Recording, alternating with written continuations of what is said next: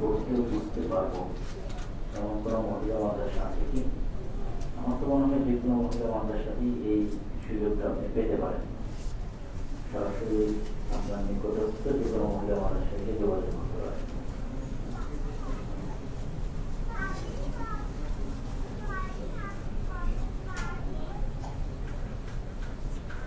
একজন মুসলিমের ঘুম কেমন হওয়া উচিত? সুন্নাতের আলোকে ঘুমের টাইম সম্পর্কে জানতে চাই। রাসূল সাল্লাল্লাহু আলাইহি ওয়াসাল্লামের জীবন চরিত্রে দেখা যায় যে তিনি ইশার সালাতের পরপরই ঘুমিয়ে যেতেন। সাধারণত জরুরি প্রয়োজন ছাড়া ইশার সালাতের পর কোনো কথা বলতেন না। ইশার সালাতের পর ঘুমিয়ে গিয়ে শেষ রাতে উঠতেন। তাহলে আমরা যদি ধরি 8:30, 9টা, 9:30 মধ্যে তিনি ঘুমিয়ে যেতেন, আর শেষ রাত যদি ধরি যে 2:30 এবং 3টার মধ্যে তিনি উঠে যেতেন, তাহলে এদিকে 3 ঘন্টা, ওদিকে 2 ঘন্টা, বা এদিকে 2.5 ঘন্টা, ওইদিকে 2.5 ঘন্টা, 5 ঘন্টা যদি ধরা হয় স্বাভাবিক সময়, তাহলে 5 ঘন্টা ঘুমাতেন রাতে। আর দিনে একটা ঘুমের কথা এসেছে, সেটা আসলে আমরা যে ঘুম মনে করি সেটা নয়, সেটাকে আরবিতে বলা হয়েছে কাইলুলা। আমরা মনে করি দুপুরের খাবারের পর একদম পরিপূর্ণ 2-3 ঘন্টার ঘুম, এটা কখনোই নয়। কাইলুলাটা সাধারণত 11টা, 11:30 এরকম সময়, জোহরের সালাতের আগেই। হয়তো তারা সম্ভবত 2 বেলা খেতেন, হতে পারে, হালকা বিশ্রাম। এটা লম্বা কোনো ঘুম নয়। একাধিক ভাষা শেখার প্রচেষ্টা একটু বলবেন। যখন মানুষ কোনো একটা ভাষা খুব ভালোভাবে শিখে ফেলে, তখন অন্য ভাষাগুলো তার জন্য শেখা সহজ হয়ে যায়। এই জন্য সবার আগে নিজের মাতৃভাষা বাংলা ভালো করে শিখলে বাকি সব ভাষায় আপনার জন্য সহজ হবে বলে আমি মনে করি।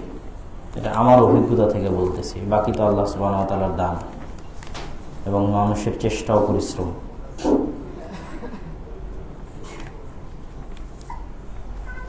শাইখ, আমি 5 ওয়াক্ত সালাত সহ অন্যান্য বিধিবিধানগুলো মানার চেষ্টা করি।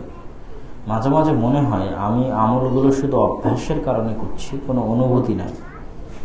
এমনকি আমলের প্রতি আগ্রহ হারিয়ে ফেলি। আমি আমলের প্রতি আগ্রহ বাড়াবো কিভাবে? আমলের প্রতি আগ্রহ বাড়ানোর জন্য দ্বীনের জ্ঞানের সাথে সম্পৃক্ত থাকতে হবে। আর দ্বীনের জ্ঞানের অন্যতম কেন্দ্রস্থল হচ্ছে নিয়মিত আগ্রহী করে তুলবে। ইসলাম, আমরা অনেকেই বিনোদন বলতে শুধু অনইসলামিক বিনোদন বুঝে থাকি। ইসলামে বিনোদন বলতে মানুষের স্বাভাবিক যা বিনোদন, তার সবই ইসলামের বিরোধী।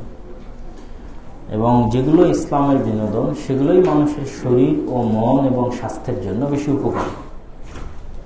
আর যেগুলো আধুনিক যুগে বিনোদন তৈরি করা হয়েছে, সেগুলো মানুষের শরীর, মন, স্বাস্থ্য সব কিছুর জন্য ক্ষতিকর। যেমন ভিডিও গেম নিয়ে যদি কেউ সারাদিন বসে থাকে, তার শরীর এক সময় অসুখের কারখানা হয়ে যাবে, রোগের বাসস্থল হয়ে যাবে তার শরীর।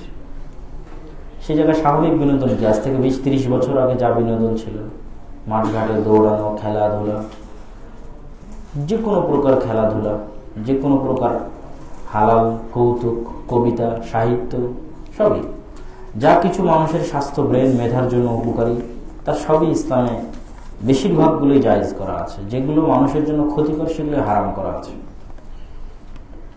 প্রিয় শাইখ, 4 রাকাত বিশিষ্ট সালাতে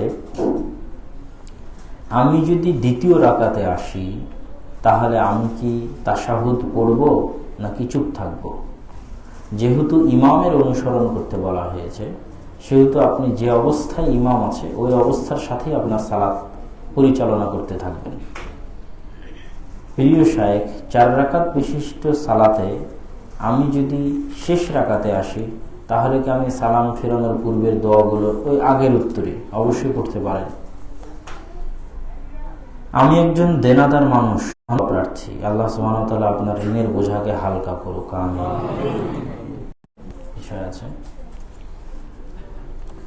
একটা গরু 2 জন মিলে কুরবানি করলে 2 জনের একটা অংশীদার হতে পারবে কিনা? ভাগা কুরবানির উপর আমার একটা লম্বা বিস্তারিত আলোচনা আছে, যেখানে আমি তুলে ধরেছি যে ভাগা কুরবানির বিষয়ের সারমর্মগুলো, যেখানে আমরা মানুষকে এটাই উৎসাহিত করতে চাইব যে সে তার নিজস্ব মালিকানায় একটি পূর্ণ কুরবানি করুক, তা অতি অল্প হলেও। আর নিজস্ব মালিকানায় পূর্ণ কুরবানিতে ভাগে নেকিতে ভাগ দিক পরিবারকে নেকির ভাগে অংশগ্রহণ করুক। আর টাকার মালিকানায় সে একাই থাকুক যে কুরবানি দিতে চাচ্ছে, আর কুরবানির মালিকানায় সে একাই থাকবে অল্প হলেও। কোন সূরা? সূরাতুন নূর।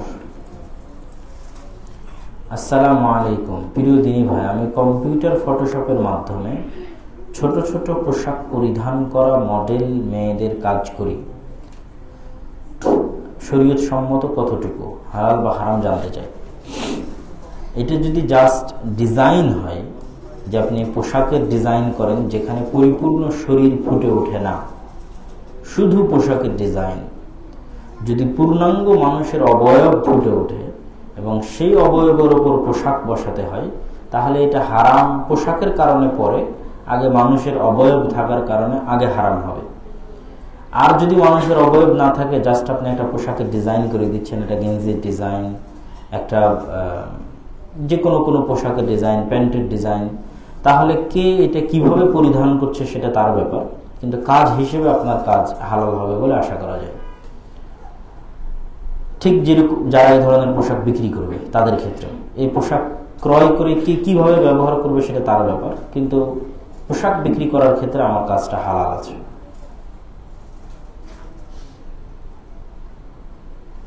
আমি যদি বড় আলেম হওয়ার জন্য পড়ালেখার পদ্ধতির 1 নম্বর হচ্ছে পবিত্র কোরআন বিশুদ্ধভাবে পড়া, 2 নম্বর হচ্ছে কোরআন হেফজ করা, 3 নম্বর হচ্ছে কোরআন বুঝতে পারা। আর যখন কোরআন বুঝতে পারবে তখন আরবি ভাষা অবশ্যই বুঝতে হবে, তাহলে আরবি ভাষা শিখা। আরবি ভাষা শিখলে সে কোরআনও বুঝতে পারবে, হাদিসও বুঝতে পারবে। তারপরে 3 এবং 4 নম্বরে আসবে কোরআন এবং হাদিস থেকে মাসালা বের করার জন্য যে জ্ঞানগুলো লাগে, উসুলুল ফিকহ, উসুলুল তাফসীর, উসুলুল হাদিস, বালাগাত, মানতিক, সেই জ্ঞানগুলো অর্জন করা। প্রিয় শেখ, আমার প্রশ্ন হলো, আমি প্রায় প্রত্যেক ফরজ সালাত শেষে সালাম ফিরানোর যে কোনো দোয়া করতে পারে, শুধু মনে মনে না, হাত উঠিয়েও যে কোনো দোয়া করতে পারে একা একা সালাত শেষে। সমাজে বিতুল্লাহকে নিষিদ্ধ করেছেন সেটা উল্লেখ করা আছে। তো আমরাও মোবাইলে ছবি উঠানো, অপ্রয়োজনীয় ছবি উঠানোকে অপছন্দ করি। বিভিন্ন ছাত্রাবাস আর্থিক জরিমানা করা হয়, এই জরিমানার টাকা কি খাওয়া যাবে? না, অর্থনৈতিক শাস্তি স্বয়ং আল্লাহ সুবহানাহু ওয়া তাআলা নিজে দিয়েছে মানুষের উপর, বিভিন্ন ক্ষেত্রে বিভিন্ন পাপের কাফফারায় অর্থ দিয়েছে, রাসূল সাল্লাল্লাহু আলাইহি ওয়াসাল্লাম তো করেছে। তারপর কখন কিসের জন্য, কিসের উদ্দেশ্যে দিচ্ছে, এটার জন্য যে কোনো সময় যে কোনো কিছু মানুষকে খাওয়াতে পারে। রাসূল সাল্লাল্লাহু আলাইহি ওয়াসাল্লামকে জিজ্ঞেস করা হয়েছে ইসলামের শ্রেষ্ঠতম আমল কোনটি, তিনি উত্তরে বলেছেন তুতঈমুত তাআম। ইসলামের শ্রেষ্ঠতম আমল হচ্ছে অপর ভাইকে খাওয়ানো বা অপর মানুষকে খাওয়ানো, এটা ইসলামের শ্রেষ্ঠতম ইবাদত। আরেকটা কি, পরিচিত অপরিচিত সকলকে সালাম প্রদান করা, এটা হচ্ছে ইসলামের শ্রেষ্ঠতম ইবাদত। তাহলে এমনি কোনো কারণ ছাড়া স্বাভাবিকভাবে খাওয়ানো একটা ইবাদত।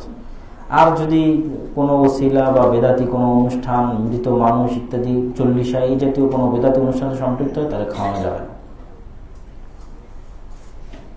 বছর আগে আমার থেকে 1500 টাকা পেত, 2 বছর পর টাকা দিতে গেলে সে বলে এখন 1500 টাকা দিলে হবে না, 2 বছর আগের 1500 টাকার মান আর আজকের 1500 টাকার মান সমান নয়। যেহেতু ডলারের দাম বেড়েছে, সে 1500 টাকা বলা হয়। ফাতিহায় ইমাম যখন ফাতিহা শেষ করে কিরাত শুরু করে, ওই সময় যদি আমি শরীক হই, সূরা ফাতিহা তেলাওয়াত করব, সময় থাকলে অবশ্যই করবেন, মানে রুকুতে যতক্ষণ। বউ কি স্বামীর কথা, মাঝে মাঝে ফজর সালাতে উঠতে পারি না, এটা কি মুনাফিকের লক্ষণ? আল্লাহ সুবহানাহু ওয়া তাআলা আমাদের এটা থেকে হেফাজত করুক। আল্লাহুম্মা। ইসলাম প্রতিবেশীর সাথে কেমন ব্যবহার করতে বলা হয়েছে? এমনও আশঙ্কা করা হয়েছে যে প্রতিবেশীকে নিজের সম্পত্তিতে সন্তান সন্ততির যেমন অংশ, ওই রকম অংশ দেওয়ার মতো গুরুত্ব প্রতিবেশীকে দেওয়া হয়েছে। সম্পদে আছে, তাহলে প্রতিবেশী কত গুরুত্বপূর্ণ, কিন্তু দেওয়া হয়নি। আমার স্ত্রী 18 পারা কোরআন মুখস্থ করছে, এখন মহিলা মাদ্রাসাতে আছে। এখন আমার পরিবার চাচ্ছে সে মাদ্রাসা থেকে চলে আসুক এবং সংসারী কাজ করুক, আর আমি চাচ্ছি সে হিফজ সম্পূর্ণ করুক। পরস্পর পরামর্শের ভিত্তিতে যেটা কল্যাণকর হবে সেই সিদ্ধান্ত নেবেন, কেননা পরিবারের সাথে সম্পর্ক নষ্ট করা উচিত হবে না। আর সে একটা জ্ঞান অর্জনের মধ্যে আছে, তাকে জ্ঞান অর্জন থেকে বঞ্চিত করা উচিত হবে না। তবে যদি পরিবারের জরুরি কোনো প্রয়োজন থাকে, কোনো অসুস্থতা, কোনো এমার্জেন্সি, তাহলে সেক্ষেত্রে সেটার হক আদায় করা আগে বেশি জরুরি কোরআন শিক্ষার চাইতে। মুসলিম বিশ্বের ইতিহাস জানতে হলে কোন বই পড়ব? অনেক আরবি বইয়ের ইদানিং বাংলা অনুবাদ হয়েছে। ইতিহাসের ক্ষেত্রে অত বেশি সহিহ জয়ীফ যাচাই করা যায় না, খুব কম যাচাই করা যায়। এই জন্য ইতিহাস যা পড়ে যাচাই বাছাই করে এটা নির্ভরযোগ্য বের করে নিতে হয়। এই জন্য ইতিহাসের যত ধরনের বই বাংলায় অনুবাদ হয়েছে, একজন পাঠক হিসেবে সবগুলোই পড়তে পারেন। শুধুমাত্র যেগুলো ইসলামের সাথে সম্পৃক্ত, সরাসরি হাদিসের যাচাই বাছাইয়ের সাথে সম্পৃক্ত, সাহাবীদের জীবনী, তাবিঈদের জীবনী, এগুলোর জন্য নির্ভরযোগ্য বই আছে। এগুলোর জন্য সানাদের সহিহ জয়ীফ আছে, সাহাবীদের জীবনের জন্য, তাবিঈদের জীবনের জন্য, কারণ এগুলোর সাথে হাদিসের সহিহ জয়ীফ সম্পৃক্ত আছে। এগুলোর জন্য সিয়ার ওয়া আলামিন নুবালা আছে, এগুলোর জন্য তারিখ আল কাবীর আছে। এগুলো হচ্ছে ইমাম যাহাবীর লিখিত বইগুলোর মধ্যে একটা বিখ্যাত বই হচ্ছে সিয়ার ওয়া আলামিন নুবালা, যেখানে বড় বড় সাহাবী থেকে শুরু করে বড় বড় রাবীদের জীবনী, সানাদ সহ। আর এর পরের যেগুলো ইতিহাস তথা হাদিস সংকলনের যুগের পরের যেগুলো রাজনৈতিক ইতিহাস, যুদ্ধ বিগ্রহের ইতিহাস, ইমাম ইবনে কাসির সবাই রিকমেন্ড করে থাকে। কেন? ইবনে কাসির রাহিমাহুল্লাহ নিজে একজন মুহাদ্দিস, আর মুহাদ্দিসদের গতি হচ্ছে যাচাই বাছাই করে কোনো কিছু লেখা। মুহাদ্দিসরা 10 জনের মতো তুলে দেয় না, অথবা শোনা মাত্র বর্ণনা করে না, হালকা হলো যাচাই বাছাই করার চেষ্টা করে। যেহেতু ইবনে কাসির রাহিমাহুল্লাহ নিজে একজন মুহাদ্দিস এবং ভালো মনের মুহাদ্দিস, এবং সেহেতু তিনি যেহেতু ইতিহাসের বই লিখেছেন, সেহেতু যতটুকু লিখেছেন ততটুকু যাচাই বাছাই করে লেখার চেষ্টা করেছেন, মর্মে ধরা হয়। অতএব ইতিহাসের ক্ষেত্রে আলেম ওলামাদের দৃষ্টিতে সবচেয়ে নির্ভরযোগ্য বই হচ্ছে আল বিদায়া ওয়ান নিহায়া। আরো অসংখ্য বই আছে। একজন দিনদার মেয়ে কিভাবে চিনব বিয়ের উদ্দেশ্যে, এটা আজকের শেষ প্রশ্ন। এটা আমি আমার বহু বক্তব্যে বলেছি যে দিনদার মেয়ে চেনার জন্য শর্ত হচ্ছে তার পরিবার এবং তার ফ্যামিলি, তার মা, তার খালা, তার ফুফু। মেয়ের মা কেমন, মেয়ের খালারা কেমন, মেয়ের নানি কেমন, মেয়ের দাদি কেমন, মেয়ের ফুফুরা কেমন, এটার উপরে নির্ভর করবে মেয়ের কেমন। তারা যদি নম্র ভদ্র হয়, নম্র ভদ্রতাকে প্রাধান্য দিতে হবে। তাহলে নম্র ভদ্র সৎ ন্যায়পরায়ণ একজন মেয়েকে আপনি দিনের শিক্ষা দিয়ে পর্দাও করাতে পারবেন, সবই করাতে পারবেন। তো তাদের মা খালারা যদি স্বামীর আনুগত্যশীল হয়, তাহলে এই একটা গুণই যথেষ্ট তাকে বাছাই করার জন্য এবং চয়েস করার জন্য। আর যদি তার মা খালারা স্বামীর আনুগত্যশীল না হয়, ডিভোর্স হয়ে গেছে, তালাক হয়ে গেছে, বিভিন্ন রকমের সমস্যা, অমুক তুমুক, তাহলে সেই মেয়ে যদি মহিলা মাদ্রাসাতেও পড়ে, তাহলে ফার্স্ট চয়েস হবে না। কেননা মানুষ ভালো হতে পারে, তার বাবা মা খালা ফুফু খারাপ হয়েছে বলে সে খারাপ হবে, এটা কখনোই নয়। ভালো হতে পারে না। বাছাই করার একটা আলামত হচ্ছে বাপকে দেখলে বোঝা যাবে তার ছেলে কেমন হবে, মাকে দেখলে, খালাকে দেখলে বোঝা যাবে তাদের ভাতিজি। গায়েবের খবর, মানুষের অন্তরের খবর আল্লাহ সুবহানাহু ওয়া তাআলা জানেন। কাফেরের ঘরেও মুমিন, মুমিনা এবং আল্লাহওয়ালা পরহেজগার তাকওয়াবান ব্যক্তির জন্ম হতে পারে। আবার আলেম ওলামার ঘরেও একজন মুরতাদ কাফেরের জন্ম হতে পারে, যেমন নবীদের ঘরে হয়েছে। এটা অস্বাভাবিক কিছু নয়। অতএব কোনো কিছুকে কারণ বানিয়ে কোনো কিছুকে খোঁটা দিলে হবে না। আল্লাহর উপর ভরসা রাখতে হবে, আল্লাহর কাছে দোয়া করতে হবে যেন আল্লাহ সুবহানাহু ওয়া তাআলা আপনার জন্য সঠিক এবং উপযুক্ত স্ত্রী বাছাই করাটা আপনার জন্য সহজ করে দেয়। আর দুনিয়াতে এই আলামতগুলো কাজে লাগাতে পারেন। আল্লাহ সুবহানাহু ওয়া তাআলা আমাদের এই প্রশ্নোত্তর পর্ব থেকে সালাতের শেষ বৈঠকে সকল দোয়া পড়া যাবে, কোরআন, কোরআনের বাইরে, হাদিসের সকল দোয়া। আমরা যে সাওয়াল প্রশ্নটা করেছিলাম নাকি এতটা আমি ক্লিয়ার না যে একটা গরুতে যদি দুজন অংশীদার হতে চায় সমান মানে আসলে আমি ওটার উত্তর যেটা দিতে চেয়েছি সেটা হচ্ছে আমরা মানুষকে উৎসাহিত করি যে সে তার নিজের মালিকানায় একটা ছোট্ট কুরবানি হলো নিজের মালিকানায় করুক, এটাই আমার উত্তর। ইয়েটা হচ্ছে কি দুই ভাই যে ওদের সামর্থ্য একই রকম না। এখন একটা গরু সেটা আমি বুঝতে পেরেছি, আমি বললাম যে ওই মাসালা আপনি অন্য কারো কাছ থেকে জেনে নিতে পারেন, আমার কাছ থেকে জানতে হবে তা তো না। না না ভাই তো ঠিক আছে, আমরা বৈঠক শেষে দোয়া বলি, সুবহানাকা আল্লাহুম্মা ওয়া বিহামদিকা আশহাদু আল্লা ইলাহা ইল্লা আনতা আস্তাগফিরুকা ওয়া আতুবু ইলাইক। আসসালামু আলাইকুম ওয়া রাহমাতুল্লাহ।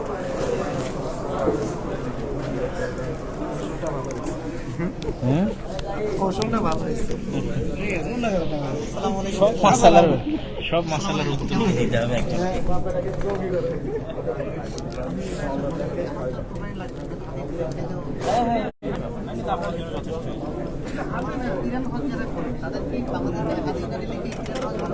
বাংলাদেশ থেকে কি না নিলে মানে হাতে নিয়ে গেছিলেন, এখন আমাদের জন্য কি